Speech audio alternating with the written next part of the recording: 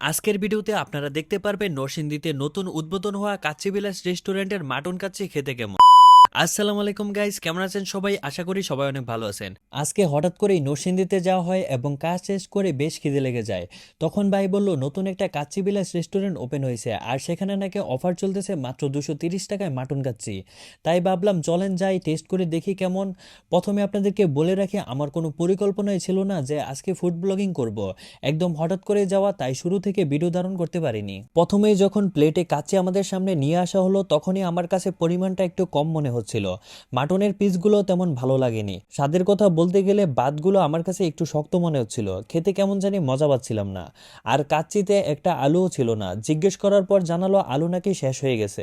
আমরা খেতে গিয়েছিলাম রাত 9টার দিকে, শেষ হয়ে যেতেই পারে সেটা বড় কথা না। তাই বিল দিয়ে বাসার উদ্দেশ্যে রওনা হয়ে গেলাম। এটাই ছিল কাচ্চি বিলাসে আমার প্রথম অভিজ্ঞতা।